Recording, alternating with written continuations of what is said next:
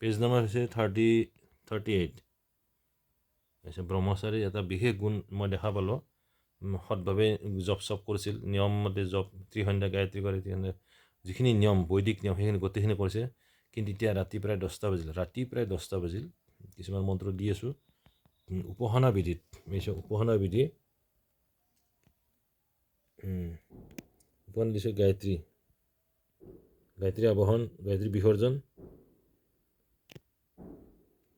চাওকচোন, এইখিনি নিয়মখিনি কৰাৰ পিছতো তাৰ পেলাই এতিয়া গৰম ধৰা, এই মানে ঠাণ্ডা লগা নাই, আচৰিত। আমি এইবাৰ চুৱেটাৰ পিন্ধি আছোঁ, ইয়াৰ কিন্তু মানে ঠাণ্ডা লগা নাই। চাওক, এই ৰাতি এতিয়া 10টা বাজিল, কিন্তু ইয়াৰ মানে ঠাণ্ডা লগা নাই বোলে। আচলতে বৈদিক নিয়মভাৱে যিখিনি একদম শুদ্ধভাৱে কৰিছিল, অতি শ্ৰদ্ধা কৰি মানে এই ব্ৰহ্মচাৰী যিখিনি নিয়ম মন্ত্ৰৰ পৰা ষাঠি কৰি গোটেইখিনি শুদ্ধভাৱে কৰিছিল, সেইকাৰণে বোধহয় ইয়াৰ মানে ঠাণ্ডা লগা নাই। আচৰিত, মোৰ ইয়াৰ মাক মানে দেখা পাই আচৰিত, ঠাণ্ডা লগা নাই। আমি বা চুৱেটাৰ পিন্ধি আছোঁ, কিন্তু ইয়াৰ ঠাণ্ডা লগা নাই, এই আচৰিত। গায়ত্ৰী জপৰ পিছত গায়ত্ৰী প্ৰথম আবাহন, তাৰপিছত গায়ত্ৰী আবাহন কৰি গায়ত্ৰী জপ কৰিলোঁ। জপ কৰাৰ পিছত এই গায়ত্ৰী যি সাপ উদ্ধাৰ কৰিব লাগিল, এই বশিষ্ঠ মুনিয়ে গায়ত্ৰীক অভিশাপ দিছিল। সেইকাৰণে এই গায়ত্ৰী সাপ উদ্ধাৰ মন্ত্ৰটো গাব লাগে। এইটো হৈছে গায়ত্ৰী সাপ উদ্ধাৰ, হাতযোৰ কৰি কৰিব লাগে। এইটোৰ পেজ নম্বৰ আছে 44 পেজ নম্বৰ। উপাসনা বিধিৰ 46। হাতযোৰ কৰি এই মন্ত্ৰটো গায়ত্ৰীক সাপ উদ্ধাৰ পৰা মুক্ত কৰিব লাগে। এই তাৰপিছত সেইটো 46ৰ পৰা আছিল 47, এইখিনি গাব লাগিব। গায়ত্ৰী কবচটো মাতিব লাগে, এইখিনি মন্ত্ৰ গাব লাগে।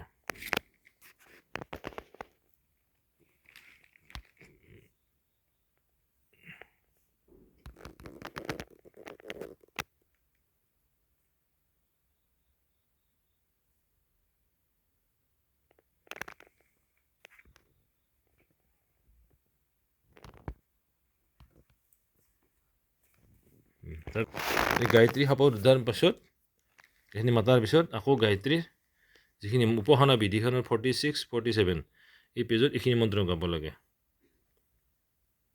গায়ত্ৰী কবচ মাতিব লাগে, এইখিনি নালাগে, ইয়ালৈকে মাতিব লাগিব। এই নাৰদ উবাচ বুলি এইখিনি মন্ত্ৰ নগ'লেও কথা নাই।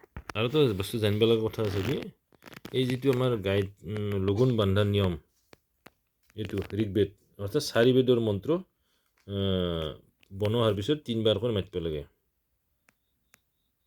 প্ৰথম গায়ত্ৰী 3বাৰ, তাৰপিছত ঋগ্বেদৰ 3টা মন্ত্ৰ, 4 বেদৰ মন্ত্ৰ গাব লাগে 3বাৰ কৰি। এইটোৰ পেজ নম্বৰ আছে উপাসনা বিধিৰ 53 আছে। যজুৰ্বেদ এইখিনি মাতিব লাগে। এইটো ব্যাখ্যা লেখা আছে, এইটো অৰ্থটো কি, এইটো হৈছে যজুৰ্বেদ মন্ত্ৰ 3বাৰ কৰি মাতিব লাগিব। এইখিনি হৈছে অৰ্থ। সামবেদৰ মাতিব লাগে এইখিনি, এই 3বাৰ, এইটো অৰ্থটো লেখা আছে। আৰু হৈছে এইখিনি অথৰ্ববেদ, এইটো 3বাৰকৈ মাতিব লাগে। এই মাতা হোৱাৰ পিছত 3বাৰ কৰি মাতা হোৱাৰ পিছত পুনৰ 3বাৰ গায়ত্ৰী পিন্ধা মন্ত্ৰটো। মন্ত্ৰ আছে 65 শিৱ ধ্যান মন্ত্ৰ। শিৱ পূজাৰ ক্ৰমবিলাক লেখা আছে। লাষ্টত তুমি ক'ব লাগিব ওম গুজ্জৰি গুপ্তং কৃতং জপং সিদ্ধিৰ্ভূতু মেদত প্ৰসেত মহেশ্বৰ। এই মন্ত্ৰটো দি তাৰমানে এক অৰ্ঘা পানী লৈ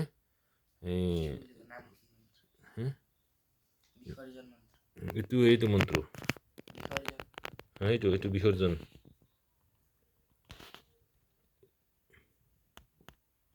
এই মন্ত্ৰটো দি পানী এক অৰ্ঘা দিলে